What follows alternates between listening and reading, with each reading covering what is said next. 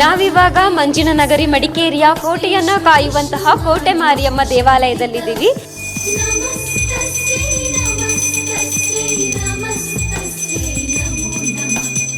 ಇಲ್ಲಿಯ ಭಕ್ತರ ಬಲವಾದ ನಂಬಿಕೆ ಏನಪ್ಪ ಅಂತ ಹೇಳಿದ್ರೆ, ನಮ್ಮ ಮಡಿಕೇರಿಯ ಕೋಟೆಯನ್ನ ಈ ನಮ್ಮ ಕೋಟೆ ಮಾರಿಯಮ್ಮ ಕಾಯ್ತಾ ಇದ್ರು. ಹಿಂದಿನ ರಾಜರ ಕಾಲದಲ್ಲಿ ಸಾಂಕ್ರಾಮಿಕ ರೋಗ ಎಲ್ಲ ಆದಾಗ ತಮಿಳುನಾಡಿನಿಂದ ಬಂದಂತಹ ದೇವಿ ಇದು ಅಂತ ಕೂಡ ನಮ್ಮ ಭಕ್ತರ ಬಲವಾದ ನಂಬಿಕೆ ಇದೆ.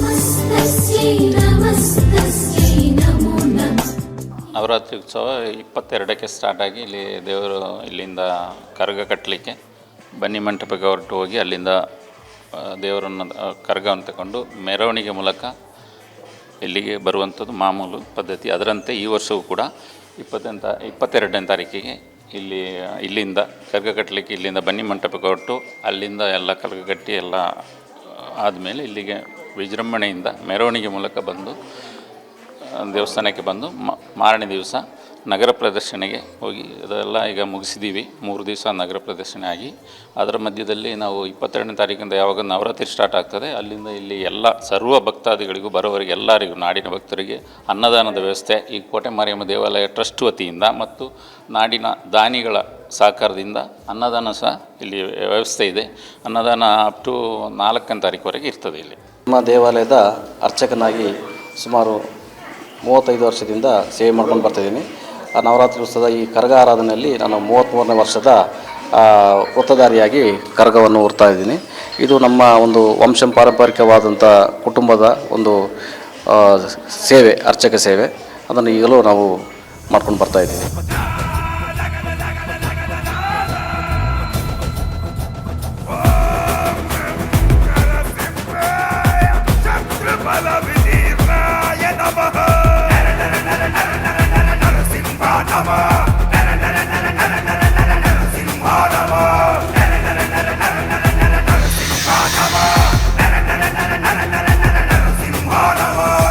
ಈಗ ನಾವು ಕೋಟೆ ಮಾರಿಯಮ್ಮ ದೇವಿಯ ಮಂಟಪದವರ ಹತ್ರ ಇದ್ದೀವಿ. ಇಲ್ಲಿ ಹೇಗೆ ಕೆಲಸವನ್ನ ಮಾಡಿದ್ದಾರೆ, ಎಷ್ಟು ಶ್ರಮದಿಂದ ಮಾಡಿದ್ದಾರೆ, ಹಾಗೆ ಏನೇನು ಮಾಡ್ತಾ ಇದ್ದಾರೆ, ಯಾವ ಕಥೆಯ ಸಾರಾಂಶವನ್ನು ಇಟ್ಕೊಂಡು ಈ ಬಾರಿ ದಸರಾ ಶೋಭಾಯಾತ್ರೆಯಲ್ಲಿ ಪಾಲ್ಗೊಳ್ಳಲಿದ್ದಾರೆ ಅಂತೆಲ್ಲ ಇವ್ರ ಜೊತೆನೆ ಕೇಳೋಣ. ನಮಸ್ತೆ ಸರ್. ನಮಸ್ತೆ. ಊಟ ಆಯ್ತಾ? ಜಸ್ಟ್ ಇನ್ನು ಆಗಬೇಕು, ಹೋಗ್ಬೇಕಷ್ಟೇ. ಸರ್, ಈ ಮಳೆಯಲ್ಲೂ ಕೂಡ ಇಷ್ಟೊಂದು ಕೆಲಸವನ್ನ ಮಾಡ್ತಾ ಇದ್ದೀರಾ, ಟ್ಯಾಬ್ಲೋ ವರ್ಕ್ ಮಾಡ್ತಾ ಇದ್ದೀರಾ, ಅಲ್ಲಿ ನೋಡಿದ್ರೆ ಮಂಟಪ ಆಗ್ತಾ ಇದೆ, ಎಲ್ಲ ಒಂದೊಂದು ಕಡೆಯಿಂದ ಒಂದೊಂದು ಕೆಲಸ ಆಗ್ತಾ ಇದೆ. ಸೊ ಎಷ್ಟು ಹುಮ್ಮಸ್ಸಿಂದ ಮಾಡ್ತಾ ಇದ್ದೀರಾ ಸರ್? ಕಳೆದ 2-3 ತಿಂಗಳಿಂದ ನಾವು ನಿರಂತರವಾಗಿ ಈ ಒಂದು ಕೆಲಸ ಕಾರ್ಯದಲ್ಲಿ ನಾವು ತೊಡ್ಕೊಂಡಿದ್ದೇವೆ. ಒಂದು ಬೇಜಾರು ಸಂಗತಿ ಅಂದರೆ ಈ ಒಂದು ಮಳೆರಾಯನ ಒಂದು ಅಡ್ಡಿ ನಮಗೆ ತುಂಬ ಕೆಲಸಕ್ಕೆ ಅಡ್ಡಿಪಡಿಸ್ತಾ ಇದೆ. ಆ ನಿಟ್ಟಿನಲ್ಲಿ ನಮ್ಮ ಎಲ್ಲ ಕಾರ್ಯಕರ್ತರು ಯಾವುದೇ ಒಂದು ಮುಲಾಜಿಲ್ಲದೆ ಈ ಮಳೆಯಲ್ಲಿ ಸಹ ಚಳಿಗಾಳಿಯನ್ನು ಲೆಕ್ಕಿಸದೆ ಕೆಲಸ ಮಾಡ್ತಾ ಇದ್ದೀವಿ. ನಾವು ದೇವ್ರ ದಯೆಯಿಂದ ಕೆಲಸ ಚೆನ್ನಾಗಿ ನಡೀತಾ ಇದೆ. ಮಳೆ ದೇವ್ರದ್ದು ಒಂದು ಕೃಪೆಯಿಂದ ನಮಗೆ ಮಳೆ ಕಮ್ಮಿ ಆಗಲಿ ಅಂತ ನಾವು ದೇವರಲ್ಲಿ ಬೇಡ್ಕೊಳ್ತಾ ಇದ್ದೇವೆ. ಸರ್, ಎಷ್ಟನೇ ವರ್ಷದ ಮಂಟಪ ಇದು? ನಮ್ಮದು ಈ ಸಲ ವಿಶೇಷವಾಗಿ 50ನೇ ವರ್ಷದ ಸುವರ್ಣ ಮಹೋತ್ಸವದ ನಾವು ಒಂದು ಸಂಭ್ರಮದಲ್ಲಿದ್ದೇವೆ. ಅದಕ್ಕೆ ಅಂಥೇಳಿ ವಿಶೇಷವಾಗಿ ನಾವು ಒಂದು ಪ್ರಯತ್ನ ಪಡ್ತಾ ಇದ್ದೇವೆ. ಒಂದು 50ನೇ ವರ್ಷದಲ್ಲಿ ನಾವು ಪ್ರಥಮ ಭವನ ಗೆಲ್ಲೇಬೇಕು ಅಂತೇಳಿ ನಮ್ಮ ಒಂದು ಏನು ತಂಡದ ಸದಸ್ಯರು ಹಗಲಿರುಳು ಶ್ರಮದಿಂದ ಕೆಲಸ ಮಾಡ್ತಾ ಇದ್ದಾರೆ. ಸರ್, ಈ ವರ್ಷದ ಕಥೆಯನ್ನು ಒನ್ ಲೈನಲ್ಲಿ ಹೇಳೋದಾದ್ರೆ ನಮ್ಮದು ಈ ಸಲ ಒಂದು ವಿಶೇಷ ಕಥಾ ಸಾರಾಂಶ ಏನಂದರೆ, ಶರಭ ಮತ್ತು ಪ್ರತ್ಯುಂದರ ದೇವಿಯಿಂದ ನರಸಿಂಹನ ಉಗ್ರ ಶಮನ ಅಂಥೇಳಿ ಒಂದು ಕಾನ್ಸೆಪ್ಟ್ ಇದೆ.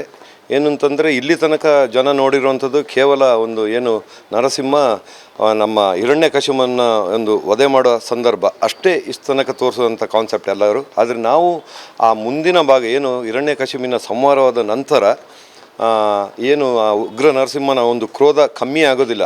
ಇಡೀ ದೇವತೆಗಳು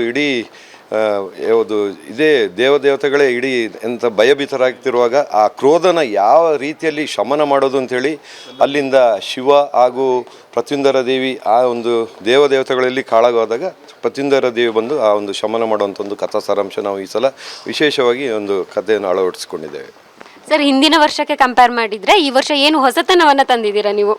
ಹೊಸತನ ಅಂದರೆ ನಾವು ಪ್ರತಿ ವರ್ಷ ಹೊಸತನದಿಂದಲೇ ನಾವು ಕೋಟೆ ಮಾರಿಯಮ್ಮ ಇದನ್ನು ಮಾಡ್ತಿದ್ವಿ. ವಿಶೇಷವಾಗಿ ವರ್ಷಂಪ್ರತಿ ನಮಗೆ ಕಳೆದ ಹಲವಾರು ವರ್ಷಗಳಿಂದ ಒಂದಲ್ಲ ಇದು ಪ್ರಶಸ್ತಿಗಳು ಬರ್ತಲೇ ಇದೆ. ಈ ಸಲ 50ನೇ ಸುವರ್ಣ ಮಹೋತ್ಸವ, ಅದಕ್ಕೋಸ್ಕರ ವಿಶೇಷ ಒಂದು ಕಥಾ ಸಾರಾಂಶ ನಾವು ಈಗಾಗಲೇ ಹೇಳಿದ್ದೇವೆ, ಅದನ್ನ ನಾವು ಅಳಿಸ್ಕೊಂಡಿದ್ದೇವೆ. ಅದಕ್ಕೆ ಇಡೀ ನಮ್ಮ ಒಂದು ಯುವಕ ಮಿತ್ರ ಮಂಡಳಿಯ ಒಂದು ಏನು ಸ್ವಯಂ ಸೇವಕರು ಹಗಲಿರುಳು ಕೆಲಸ ಮಾಡ್ತಿದ್ದಾರೆ. ಆ ಶ್ರಮಕ್ಕೆ ತಕ್ಕ ಫಲ ಸಿಗ್ತದೆ ಅಂತ ಆ ದೇವರಲ್ಲಿ ನಾವು ಬೇಡ್ಕೊಳ್ತಾ ಇದ್ದೇವೆ. ಸರ್, ಈ ವರ್ಷ 50ನೇ ವರ್ಷದ್ದು ಮಂಟಪ ಮಾಡ್ತಾ ಇದ್ದೀರಲ್ಲ ಸರ್, ಏನು ವಿಶೇಷ ಸರ್? ಏನು ಎಕ್ಸ್ಪೆಕ್ಟ್ ಮಾಡ್ಬೋದು ನಾವು ಇದರಿಂದ? ವಿಶೇಷ ಅಂದರೆ ಈ ಬಾರಿ 50ನೇ ವರ್ಷದ ನಾವೊಂದು ಸುವರ್ಣ ಮಹೋತ್ಸವದ ಹೊಸ್ತಿಲಲ್ಲಿದ್ದೇವೆ. ಆ ನಿಟ್ಟಿನಲ್ಲಿ ಈ ಹಿಂದೆ ದೇವಸ್ಥಾನಕ್ಕೆ ಹಲವಾರು ಮಹನೀಯರು ಹಲವು ರೀತಿಯಲ್ಲಿ ದುಡಿದಿದ್ದಾರೆ. ಅಂಥವ್ರನ್ನ ನಾವು ಗುರುತಿಸಿ ಅವರಿಗೊಂದು ಸನ್ಮಾನ ಮಾಡುವ ಒಂದು ಕಾರ್ಯಕ್ರಮವನ್ನು ಏರ್ಪಡಿಸ್ಕೊಂಡಿದ್ದೇವೆ ಶಾಂತಿ ಪೂಜೆ ಒಳಗೆ.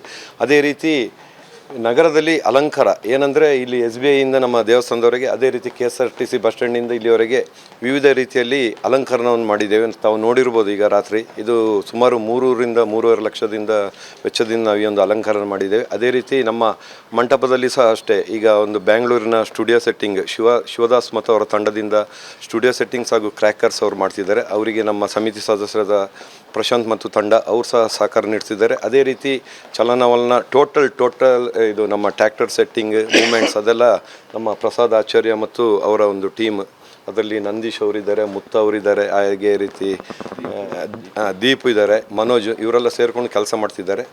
ಈ ರೀತಿ ಒಂದು ಟೀಮ್ ವರ್ಕಲ್ಲಿ ನಾವು ಕೆಲಸವನ್ನು ಮಾಡ್ತಾಯಿದ್ದೀವಿ. ಸರ್, ಇನ್ನೊಂದು ನಾನು ಜನರಿಂದ ಕೇಳ್ಪಟ್ಟೆ, ಕೋಟೆ ಮಾರಿಯಮ್ಮ ಟೀಮ್ ಅಂದರೆ ಒಂಥರ ಅಗ್ರೆಸಿವ್ ಟೀಮ್ ಅಂತ. ಇದ್ರ ಬಗ್ಗೆ ಏನು ಹೇಳ್ತೀರಾ? ಖಂಡಿತ. ಕೋಟೆ ಮಾರಿಯಮ್ಮ ಅಂದರೆ ಒಂದು ಯುವಕ ಮಿತ್ರ ಮಂಡಳಿಯ ಒಂದು ತಂಡನೇ ಇದೆ. ಸುಮಾರು 250ರಿಂದ 300 ಒಂದು ಯುವಕರ ತಂಡ. ಯಾವುದೇ ಒಂದು ಪ್ರತಿಫಲ ಅಪೇಕ್ಷೆ ಇಲ್ಲದೆ ತಮ್ಮ ಕೆಲಸ ಕಾರ್ಯಗಳನ್ನು ಬಿಟ್ಟು ಕಳೆದ 3 ತಿಂಗಳಿಂದ ನಿರಂತರವಾಗಿ ಕೆಲಸ ಮಾಡ್ತಿದ್ದಾರೆ. ಎಲ್ಲ ಜಾಬಿಗೆ ಹೋಗೋರು ಇವರು ಇದ್ದಾರೆ. ಒಂದು ದಸರಾ ಒಂದು ಸಂದರ್ಭದಲ್ಲಿ ಎಲ್ಲ ತಮ್ಮ ಕೆಲಸ ಕಾರ್ಯಗಳನ್ನು ಬದಿಗಿಟ್ಟು ದೇವರನ್ನು ಸೇವನೆ ಮಾಡ್ತಿದ್ದಾರೆ. ಅದಕ್ಕೆ ನಮ್ಮ ಒಂದು ಯುವಕ ಮಿತ್ರ ಮಂಡಳಿ ಅಂದರು aggressive with team work, one team ಅಂತ ನಮ್ಮದೊಂದು ಧ್ಯೇಯ ಇದೆ. ಆ ನಿಟ್ಟಿನಲ್ಲಿ ನಾವು ಕೆಲಸ ಮಾಡ್ತಾ ಇದ್ದೀವಿ ಮೇಡಮ್. ಸರ್, ಎಷ್ಟು ತಿಂಗಳಿಂದ ಈ ಕೆಲಸವನ್ನು ಮಾಡ್ತಾ ಇದ್ದೀರಾ? ನಾವು ಸುಮಾರು ಒಂದು 3 ತಿಂಗಳಾಯಿತು. 3 ತಿಂಗಳಿಂದ ಕೆಲಸಗಳು, ಯಾಕೆಂದರೆ ದಸರಾ ಅಂತ ಹೇಳುವಂಥದ್ದು ಪೂರ್ವಭಾವಿ ತಯಾರಿ ಅಂದರೆ 3-4 ತಿಂಗಳಿಂದನೇ ಆಗಲೇಬೇಕಾಗುತ್ತೆ. ಫಸ್ಟ್ ಮಹಾಸಭೆಗಳಾಗಿ ಅಲ್ಲಿಂದನೇ ನಾವು ಆ ಸಮಯದಲ್ಲಿ ಯಾವ ರೀತಿಯಲ್ಲಿ ಈ ಸತಿ ಕಾನ್ಸೆಪ್ಟ್ ಮಾಡಬೇಕು ಅಂತೇಳಿ ಒಂದು ಸಭೆಯಲ್ಲಿ ತೀರ್ಮಾನ ಆಗುತ್ತೆ. ಅದಾಗೋತ್ತಿಗೆ 3-4 ತಿಂಗಳ ಮುಂಚೆನೇ ನಾವು ಪೂರ್ವಭಾವಿ ತಯಾರಿಯಲ್ಲಿ ಅದನ್ನ ವ್ಯವಸ್ಥೆ ರೀತಿಯಲ್ಲಿ ಏನು ಮಾಡೋದು, ಕಥಾ ಸಾರಾಂಶ, ನಮ್ಮ ಸೆಟ್ಟಿಂಗ್ ವರ್ಕ್ಗಳು, ಚಲನವಲನ, ಫಿಗರ್ಸ್ ಎಲ್ಲನೂ ಹೊಸದ ಇದರಲ್ಲೇ ನಮ್ಮ ಕಮಿಟಿ ಕೋಟೆ ಮಾರಿಯಮ್ಮ ಕಮಿಟಿ ಮಾಡ್ಕೊಂಡು ಬಂದಿರೋದು. ನಾವು ಇವತ್ತು ತನಕ ಇಷ್ಟು ವರ್ಷದಿಂದ ನಾವು 1 ವರ್ಷ ಮಾಡಿದ್ದ ಇನ್ನೊಂದು ವರ್ಷಕ್ಕೆ ಅದೇ ಫಿಗರ್ಗಳು ಹಾಕೋದು, ಅದೇ ಸೆಟಪ್ ಮಾಡಿಕೊಂಡು ತೋರಿಸೋದು ಅದೆಲ್ಲ ನಾವು ಇವತ್ತು ತನಕ ಮಾಡಿಲ್ಲ. ವರ್ಷ ಪ್ರತಿ ವಿಶೇಷವಾಗಿ ಒಂದೊಂದು ಕಥಾ ಸಾರಾಂಶನ ಒಂದು ಅನುಗುಣವಾಗಿ ತಗೊಂಡು ನಾವು ಸ್ಪೆಷಲ್ ಒಂದು ದೇವತೆಗಳ ಒಂದು ಮುಂಚಿನ ನಮ್ಮ ಏನಾಗಿತ್ತು ಅದರ ಬಗ್ಗೆ ಇತಿಹಾಸದ ಮುಂಚೆದಾಗಿತ್ತು ಅದನ್ನ ನಾವು ತೋರಿಸ್ಕೊಂಡು ಬಂದಿರೋದು ಕಥಾಂತರವಾಗಿ. ಇವತ್ತೂ ಒಂದು ಹೊಸ ಒಂದು ವಿಭಿನ್ನ ರೀತಿಯ ನಮ್ಮ ಕಥಾ ಸಾರಾಂಶ ಅಂದ್ರೆ ವಿಷ್ಣು ಪುರಾಣದಿಂದ ಆಯ್ಕೆಯಾಗಿದ್ದಂಥ ಒಂದು ಉಗ್ರ ನರಸಿಂಹನ ಒಂದು ಶಮನ ಮಾಡುವಂಥದ್ದು ಒಂದು ಇದು ಶಾಂತ ಸ್ವರೂಪವಾಗಿ ಇದು ಮಾಡಿಸೋದು.